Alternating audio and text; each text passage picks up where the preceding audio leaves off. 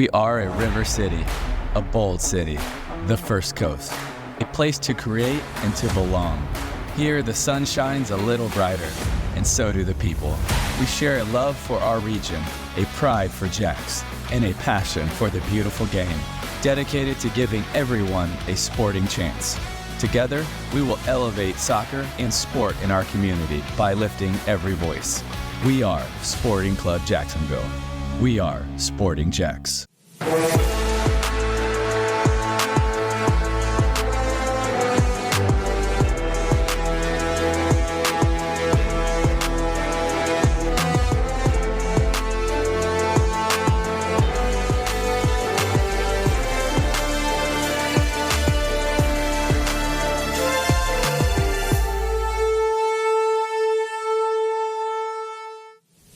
Hello and welcome into the Sporting JAX Report. I'm Cole Pepper. Coming up, we size up where the team stands after extending the unbeaten streak to 6 straight games.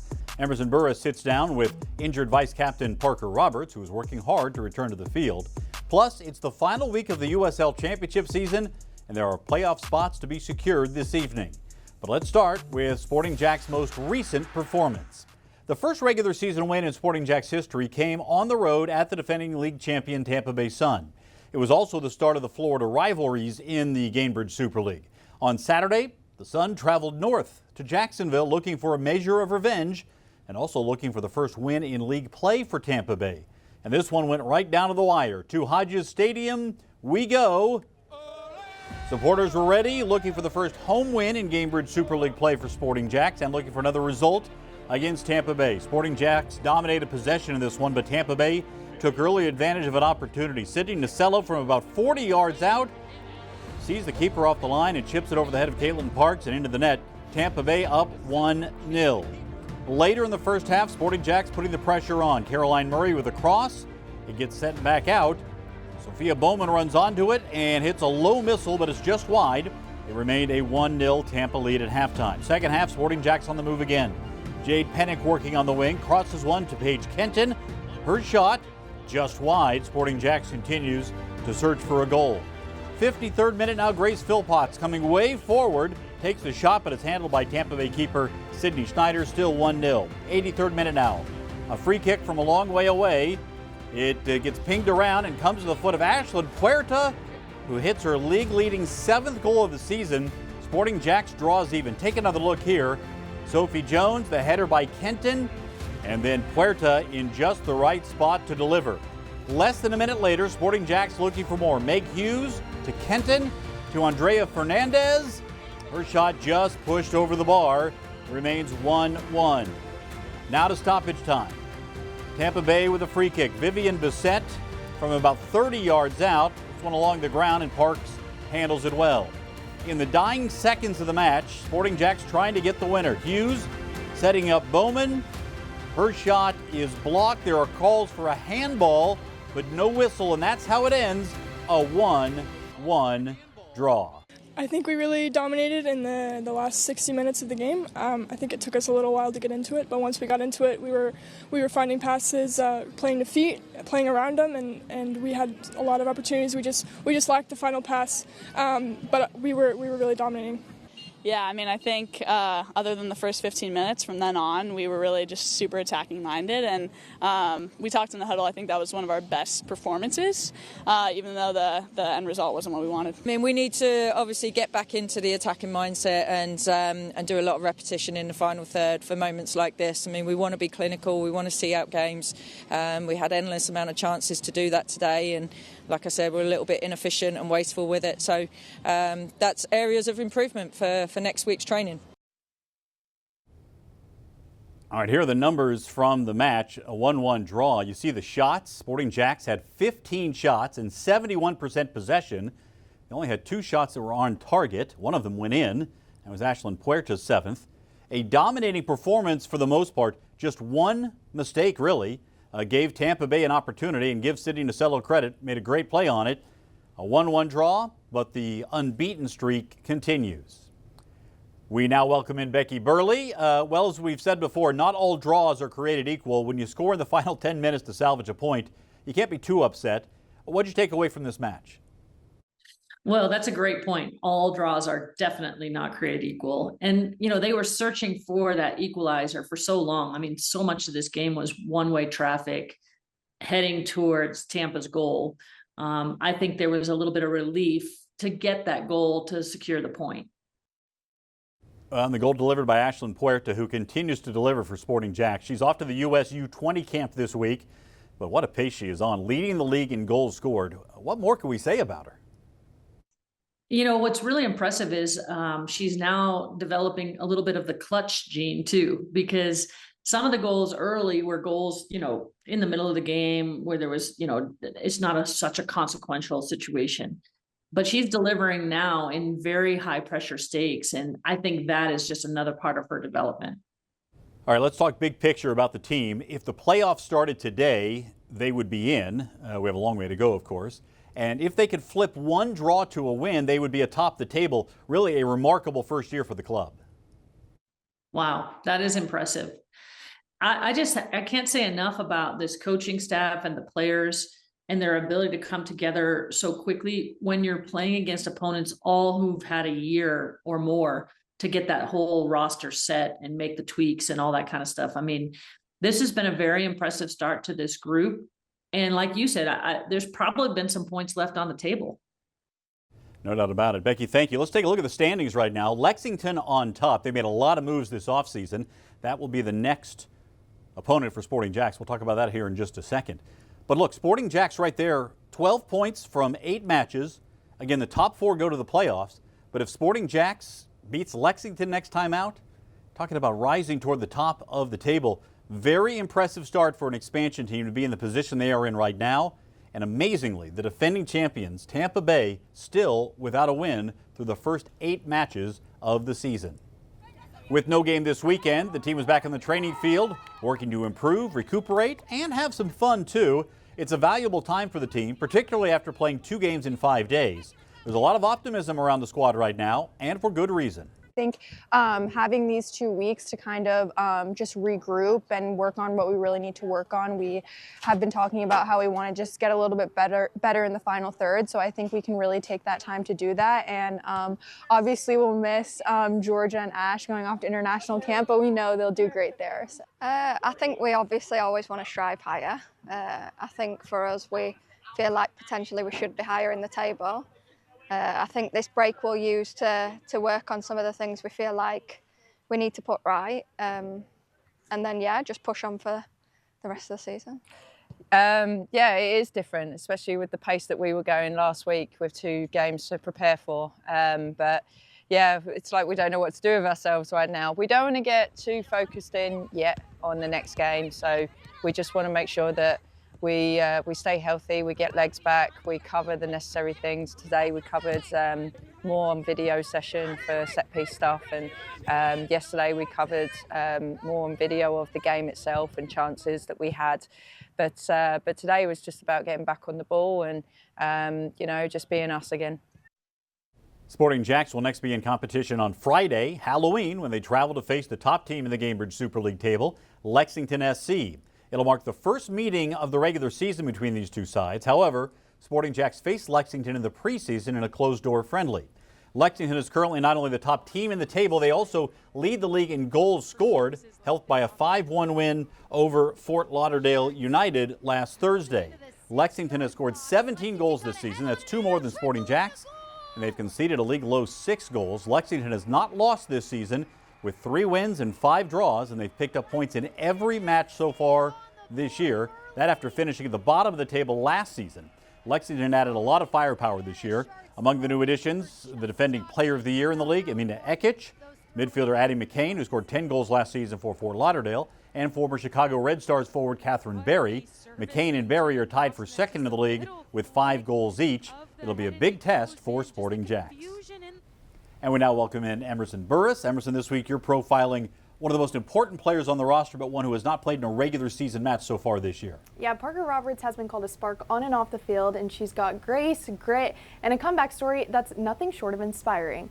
Parker has seen it all, and now she's writing her newest chapter right here in North Florida.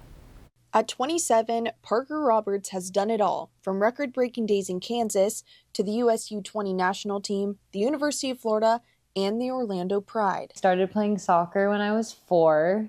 My older sister played soccer, so naturally wanted to follow in the footsteps. But after years of chasing the next level, Roberts made the tough decision to step away, leaving behind the game that defined her since childhood. I just felt like I needed to experience something else in my life for the first time. I was always a soccer player, and I just felt like there was, it was time for a break to learn more about myself and to do a little bit of growing up.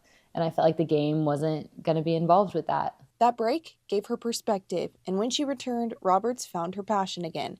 Signing with Sporting JAX marked a fresh start and a chance to lead a new team from the ground up. It was definitely meant to be coming back to the game. I never really wanted to be away from it for as long as I was. Just kind of had some back and forth, and that's when I realized that this could actually be a serious opportunity, and I was not going to let it go, and I was not going to miss it, and I'm so glad that I didn't. But that excitement was cut short after an ACL tear sidelined her earlier in the season. A devastating blow for someone who just rediscovered her love for the game. Obviously terrible timing. I was definitely devastated, especially with the timing. I felt like I was so meant to be here, like so happy to be here, finally find my love for the game again, and then it gets stripped away. Now Roberts is leading in new ways, mentoring teammates, bringing energy to training, and proving that leadership doesn't stop when the season does. Parker says she's hopeful to return later this season, but until then, she's focused on showing that resilience and heart can make just as big of an impact as any goal. Boy, the difference she can make on this team could be massive. With her experience, her skill, her grit, her leadership, all of it. We're hoping to see her back on the pitch at some point before the season comes to an end. Emerson, thanks so much.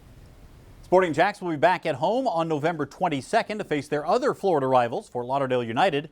Tickets are available at sportingjax.com. It is Military Appreciation Night as well. And we can urge you to use maybe a ticket for that game as part of your Sporting Flex Pack. Choose any 4 home matches for the rest of the year, and those tickets start at just $60. Call 904-863-KICK or visit sportingjax.com/flex to lock in your Flex Pack today. Still to come, Mauricio Ruiz rejoins us to take a closer look at the USL Championship. That's next as the Sporting JAX Report rolls on.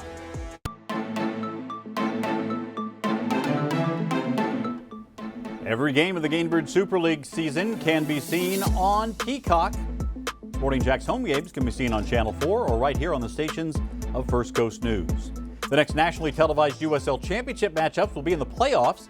2 matches on November 2nd will be broadcast on CBS Sports Network, and then the final on November 22nd on CBS. We're getting close to the postseason in the USL Championship. And it is now time for our USL Championship Game of the Week presented by Honda of the Avenues.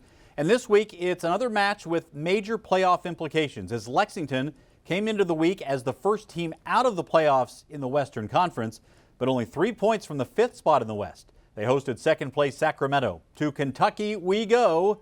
Plenty on the line in this one.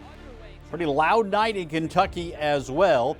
4th minute, early breakthrough for the hosts. Marcus Epps whips a perfect cross, and Corey Burke powers home the header from close range. Lexington leads at 1-0. 64th minute now, Lexington strikes again. Epps, a touch at the edge of the box, and then he makes it 2-0 to the hosts. Looks like things are smooth sailing in the Bluegrass State, but hold everything. 85th minute, Rodrigo Lopez to Christian Pirano for Sacramento, and it's 2-1. To stoppage time, the visitors complete the comeback. Jack Gurr finds Sebastian Herrera, and it's 2-2. Now, 6th minute of stoppage time. Chaos in the box. Sacramento thinks they've scored again, but the goal is waved off for offside. We continue in stoppage time. Red card as tensions boil over on the Lexington sideline. A wild night in Kentucky. Lexington and Sacramento finished level at 2-2 with all kinds of drama and everything you want in a match like this. All right, let's take a look at the standings in the Western Conference. You see Lexington and Orange County both at 36 points. Right now, those 2 teams, 1 in, 1 out. You have Phoenix, Colorado Springs, San Antonio, and Orange County right now who are in pending the results of the final week. We'll see how it all plays out there. The Western Conference standings as we bring in Mauricio Ruiz. Now, quite a battle for the final spots in the West?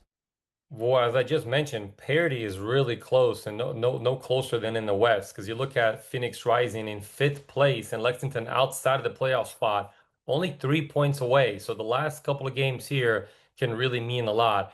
But you got to give it to teams that have the championship caliber. That's where you hedge your bet. So Phoenix Rising won 3 years ago, as you mentioned. Colorado Springs Switchbacks won last year. San Antonio. So you're gonna put those teams in Orange County. They haven't won, but they've been a really good franchise for a while. You got to think that this Lexington game was a bit of a heartbreak, and I will see them out of the playoffs. And the order changing in the bottom 5 there from 5 to 8. But keep in the same order with the teams that are currently in getting in.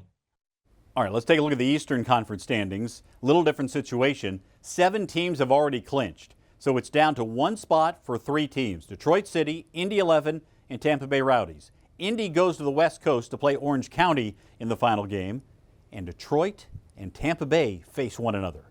That is going to be quite the scene on the final week of the USL Championship season. Mauricio, who's going to get the final spot in the East? Yeah, and probably a little too late for Tampa Bay Rowdies. They made a coaching change midway through the year, and things have looked better since they made a coaching change, but not enough to kind of claim the gap in between. So I think Rowdies stay out. They have a big climb. Some things have to go their way. Detroit City is favorable, but I'm actually going to give it to Indy 11. I think Indy 11 have the pedigree and the players to get into the playoffs and actually do some damage in the playoff as well. All right, we'll take a closer look at that next week. Group tickets are on sale now for the Sporting JAX inaugural season. Groups of 10 or more can enjoy the best price for single game tickets. Gather your friends, family, and coworkers to enjoy a night at Sporting JAX. General admission for group tickets starts at just $22. Club seats start at $39 per seat. Call 904-863-KICK or go to sportingjax.com to order your group tickets for pro soccer in Jacksonville. Still to come, a spooky way to support local youth soccer.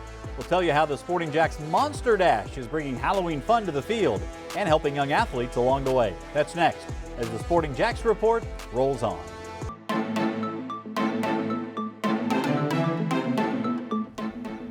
The inaugural Sporting JAX kit is out, all 3 versions of it, in fact, plus all these shirts and more.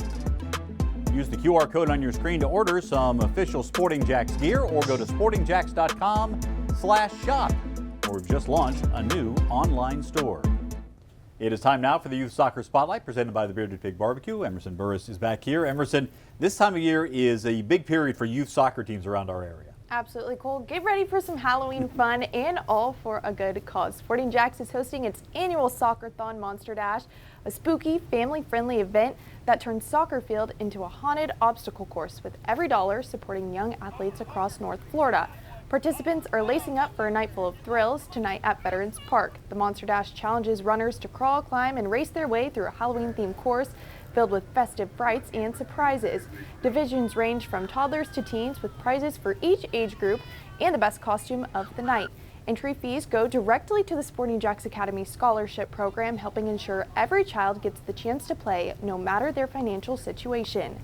Last year, we had just under 400 kids participating, and the whole thought process behind it was a great way to have an event that provided an opportunity for the kids to participate in something, but also to raise money for a really great cause. So all of the money that is raised during the Monster Dash goes directly to our scholarship fund, which helps pay for our families that cannot afford to play otherwise.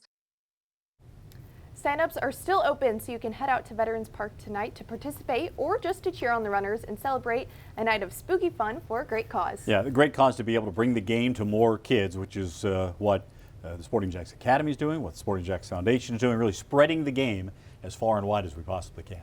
Emerson, thanks so much. For more information on Sporting JAX, check out The Coaches Show, presented by Sporting JAX on 1010XL every week. Head coach Stacey Balaam joins me along with other members of the staff and players. Tuesday nights at 6 on 1010XL, also online at 1010XL.com.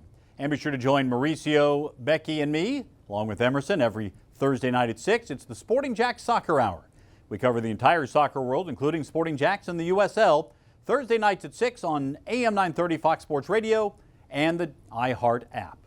Still to come, Mauricio rejoins me as we take a closer look at the Premier League. That's next as the Sporting JAX report rolls on.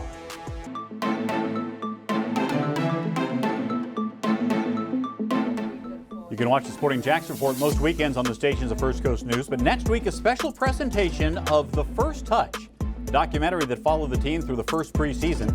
Tune in or set your devices to record at 6:30 Saturday morning on NBC 12. And we welcome back Mauricio Ruiz. Mal, coming up after us, it's Manchester United hosting Brighton in the Premier League. Man U coming off the win over Liverpool. So have the Reds gotten things turned around? I don't think they've righted the ship so far. It's a team that is very inconsistent, very emotional, driven by some really good players, but still trying to figure out their fit.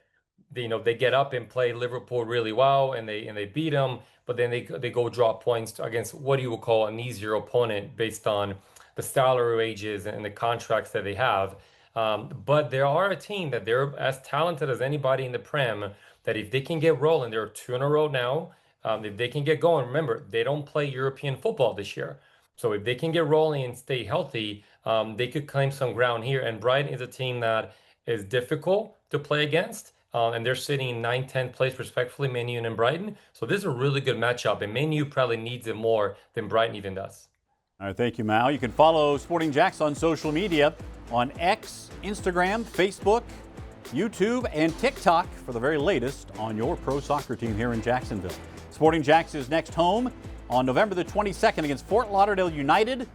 First meeting between the two clubs, Military Appreciation Night, and we expect a great crowd. For tickets, go to sportingjax.com or call 904-863-KICK. We leave you with a look back at Ashlyn Puerta's 7 goals. The 18-year-old star leads the Gainbridge Super League and is on pace to shatter the goals record. Thanks for watching the Sporting JAX Report. We'll see you next time.